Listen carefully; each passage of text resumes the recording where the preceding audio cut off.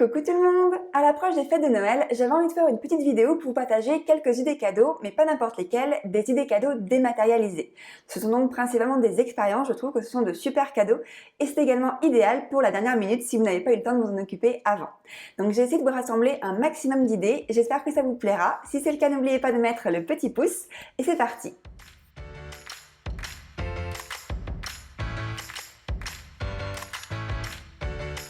Récemment, j'ai eu l'occasion de lire quelques livres et études sur le bonheur et il s'avère qu'en fait, les expériences apportent beaucoup plus de bonheur que les objets matériels.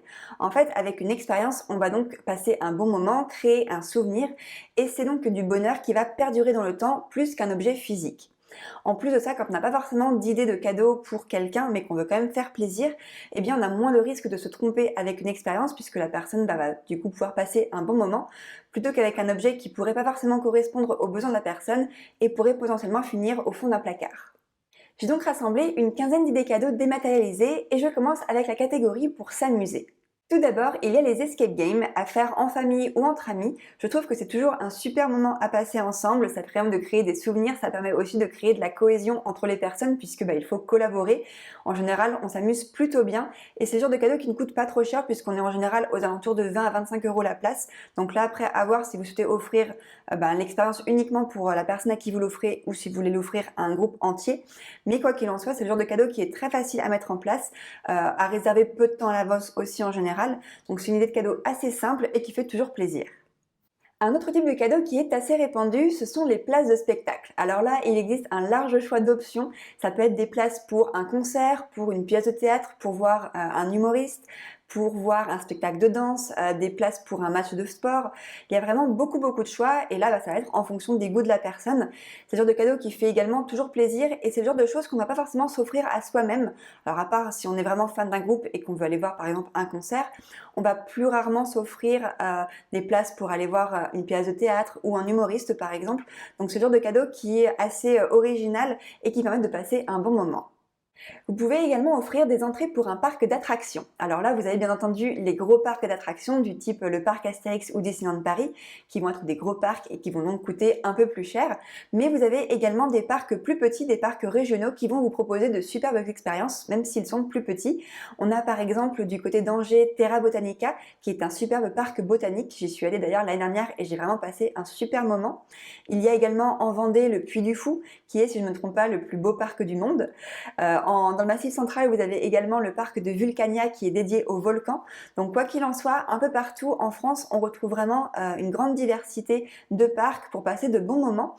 Ce sont également des idées cadeaux qui, je trouve, sont adaptées à des groupes et notamment s'il y a des enfants, puisque je trouve qu'on passe toujours de bons moments. Ça peut être une idée pour, par exemple, votre frère, votre sœur, vos neveux ou nièces, ou par exemple avec des amis et leurs enfants. Enfin, il y a vraiment plein d'options, mais je trouve que de toute façon, on passe toujours un bon moment et ça permet de créer des souvenirs qui restent dans le temps.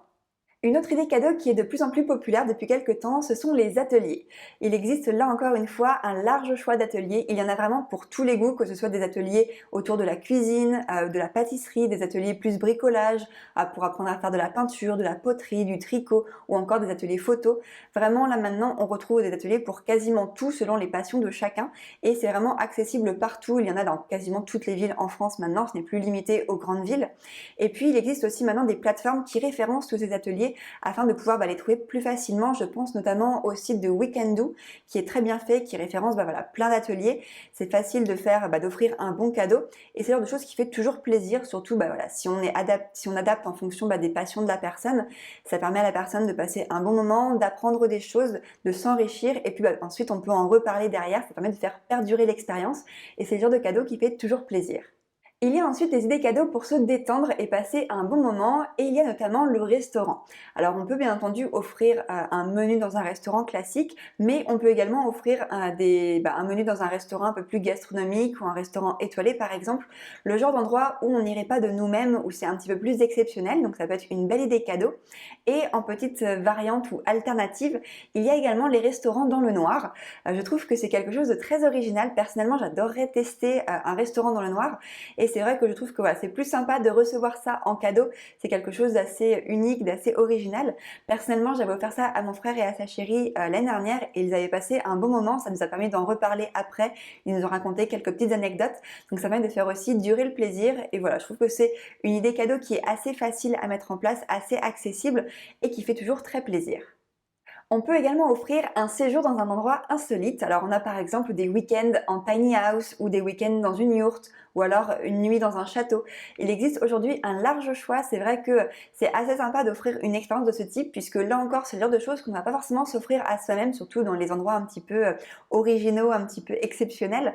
Donc c'est vrai que c'est assez sympa d'offrir par exemple un week-end dans la nature, notamment je pense au tiny house ou aux cabanes, une cabane dans les arbres par exemple, puisqu'on va vraiment vivre quelque chose d'assez original, ça va permettre de vraiment créer de beaux souvenirs. Ça peut également être un week-end pour se ressourcer, une vraie pause si une personne est vraiment fatiguée. C'est un petit peu l'occasion de, je vais pas dire la forcer à faire une pause, mais ça va vraiment inciter et c'est le genre de cadeau qui fait en général très plaisir, on en reparle après et c'est quelque chose qu'on peut vivre soit avec la personne, soit qu'on peut offrir par exemple à un couple ou à un groupe ou à une famille par exemple. Là, on est sur un budget qui est en général un peu plus élevé, on va dire que ça commence aux alentours de 100 € pour deux, en général on est aux alentours de 100 € pour une nuit et après ça peut monter selon l'expérience que vous voulez offrir. Là on va retrouver pas mal de sites qui proposent des expériences un peu originales, on va retrouver notamment le site de Gringo ou We Go Green qui propose des expériences un peu plus on va dire éco-responsables avec un impact un peu plus réduit sur l'environnement au niveau du lieu où on va. C'est vrai que Airbnb aujourd'hui propose également pas mal de choix dans les expériences un peu insolites et puis bien entendu vous avez les célèbres Smartbox ou Wonderbox qui vont là encore proposer des options. Mais c'est vrai que je trouve que c'est plus sympa de choisir pour la personne un endroit. Je vois par exemple, il y a un endroit de tiny house que j'ai repéré qui s'appelle Parenthèse. Je crois que c'est du côté d'Orléans et je trouve que leurs tiny house sont vraiment magnifiques. C'est en pleine forêt, il y a des grandes fenêtres et je trouve que c'est une super occasion par exemple de se ressourcer. C'est un bon moment à passer et donc du coup une belle idée cadeau. Toujours dans la même veine, on peut également offrir une retraite. Alors là, c'est quelque chose d'un peu plus personnel. Et puis, là encore, il y a vraiment plein de types de retraites selon les goûts et les envies de chacun. Ça peut être une retraite de seulement 2-3 jours pour se ressourcer, quelque chose d'assez simple. Ça peut être une retraite entre femmes, une retraite de sororité pour vraiment passer de bons moments. Ça peut être une retraite autour du yoga, ça peut être autour de la méditation, ça peut être un séjour plus sur le jeûne. Il y a vraiment des retraites pour tout maintenant. Alors c'est quelque chose qui coûte quand même un peu plus cher. C'est vrai que ça commence aux alentours de 300 à 400 € pour souvent 3 jours. Après, ça peut monter forcément un peu plus selon où vous partez et ce que vous faites. C'est un cadeau qui en général est plutôt offert à une seule personne. C'est vraiment pour vivre une expérience et se recentrer, vraiment passer un moment avec soi. Mais ça peut être une très belle idée cadeau. Une autre idée cadeau pour prendre soin de soi, c'est d'offrir un soin. Alors là, il y a plein de possibilités. Ça peut être un soin du corps, un soin du visage, un massage, une journée en thalassothérapie. Il y a vraiment plein d'options. L'idée est que la personne puisse prendre un moment juste pour elle, pour se faire chouchouter, pomponner. Il y a vraiment plein d'options. On en retrouve là encore une fois dans toutes les villes de France maintenant. Ça peut être dans un centre, ça peut être chez une personne qui fait des soins en particulier. C'est le genre de choses qu'on va pas forcément non plus s'offrir à soi-même. C'est vrai que c'est rare quand on se dit bon allez, je vais m'offrir un massage ou je vais m'offrir une journée en thalasso toute seule.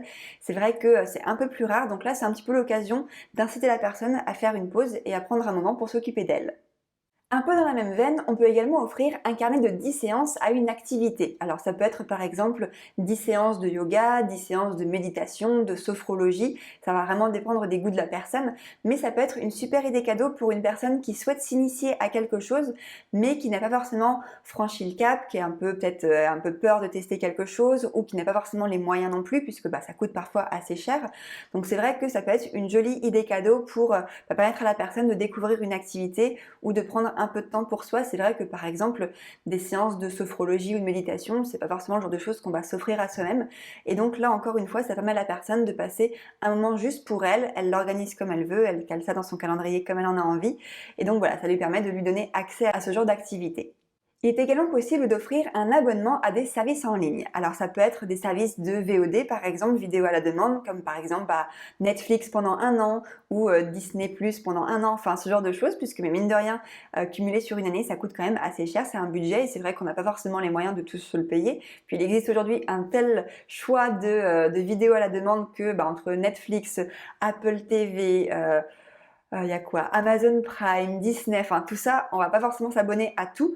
Donc voilà, ça peut être l'occasion de permettre à la personne d'avoir accès à un catalogue de films ou de séries un peu différent de ce qu'elle a d'habitude. Donc voilà, ça peut être une idée.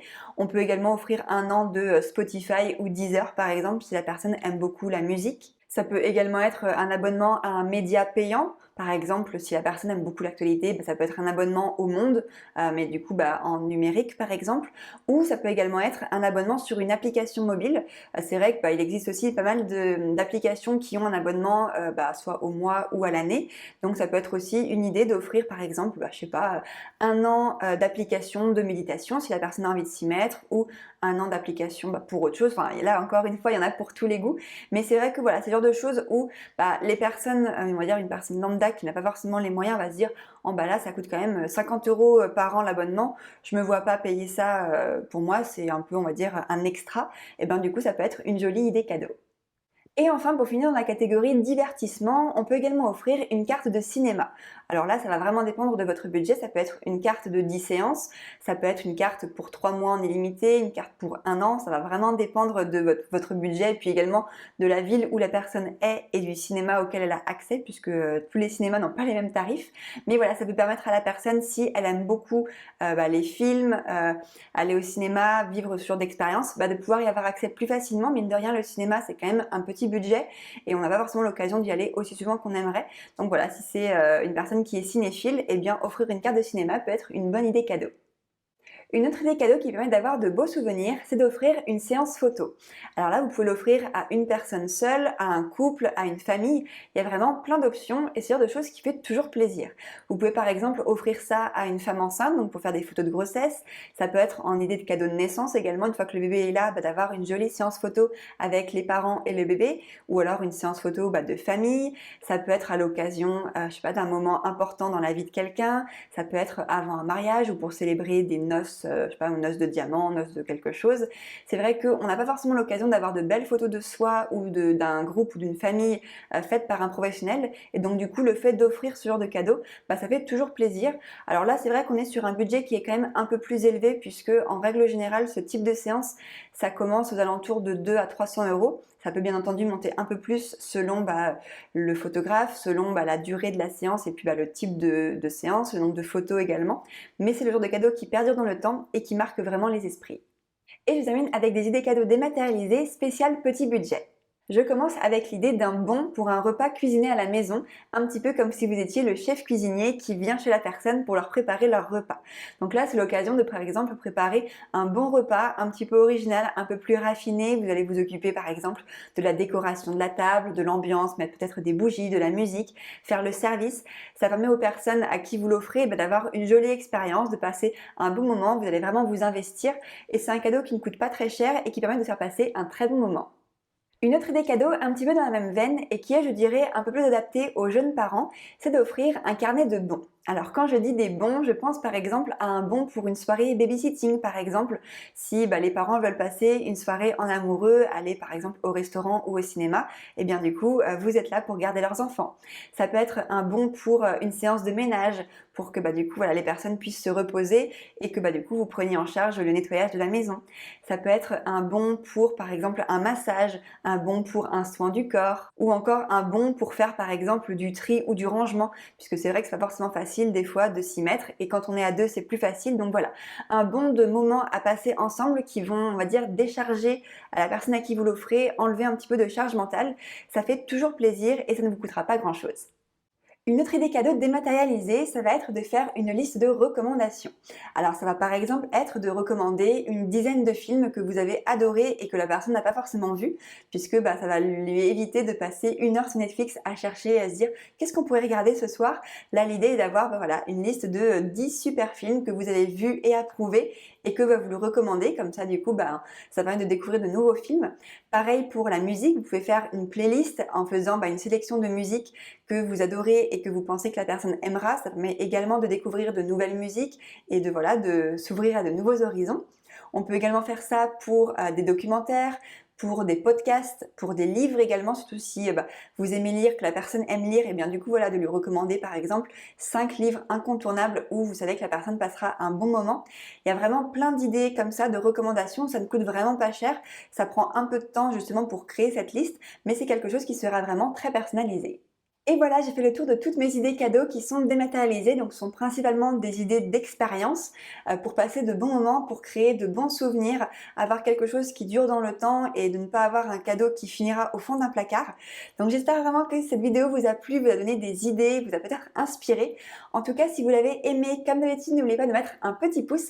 Et si vous aimez mes vidéos, eh bien n'hésitez pas à vous abonner à la chaîne. Moi, je vous souhaite une très bonne journée et je vous dis à très bientôt pour la prochaine vidéo. Bye!